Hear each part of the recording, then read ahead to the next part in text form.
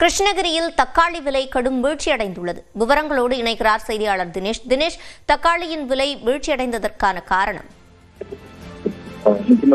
அதாவது கிருஷ்ணகிரி மாவட்டத்தை பொறுத்தவரை ராயக்கோட்டை, வேப்பனப்பள்ளி, சூளகிரி, புத்தனப்பள்ளி, பாகுலூர் போன்ற பகுதிகளில் சுமார் 30,000 ஏக்கர் பரப்பளவில் ஆண்டுதோறும் தக்காளி சாகுபடி செய்யப்பட்டு வருகிறது. இப்பகுதியில் இருந்து சாகுபடி செய்யக்கூடிய இந்த தக்காளிகள் ராயக்கோட்டை மற்றும் சூளகிரி தக்காளி மார்க்கெட்டில் இருந்து சென்னை, மதுரை, கோவை, நெல்லை உள்ளிட்ட பெரும் மாநகரங்களுக்கு ஏற்றுமதி செய்யப்பட்டுவது வழக்கம். கடந்த சில நாட்களாகவே உள் மாவட்டங்களில் தக்காளி வரத்து தொடர்ந்து அதிகரித்து வருவதால் தக்காளியின் விலை படிப்படியாக குறைந்து வரக்கூடிய சூழ்நிலை ஏற்பட்டு வருது.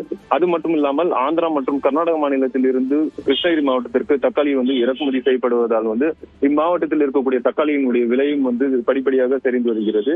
இன்றைய நிலவரப்படி சுமார் 25 கிலோ கொண்ட ஒரு கோடி தக்காளி 130 முதல் 200 ரூபாய் வரை மட்டுமே விற்பனை செய்யப்படுகிறது. இதனால் விவசாயிகள் 2 ரூபாய்க்கு வரை மட்டுமே கொள்முதல் செய்யப்படக்கூடிய தக்காளி வெளிப்பகுதிகளில் 5 ரூபாய்க்கு விற்பனை செய்யப்பட்டு வருகிறது. தொடர்ந்து மாவட்டத்தில் தக்காளி விலை கடும் சரிவு ஏற்பட்டு வருவதால் அரசாங்கம் தக்காளி விவசாயிகளுக்கு உரிய இழப்பீடு வழங்க வேண்டும் என்றும் தெரிவித்துள்ளனர். அதே சமயம் வியாபாரிகள் வெளி மாவட்டத்திலிருந்து வெளி மாநிலங்களிலிருந்து இறக்குமதி செய்யக்கூடிய தக்காளிகளை குறைத்து உள் மாவட்டத்தில் இருக்கக்கூடிய தக்காளிகளை விற்பனைக்கு செய்ய வேண்டும் என்றும் கோரிக்கை விடுத்துள்ளனர். விவரங்களை வழங்கியமைக்கு நன்றி தினேஷ்.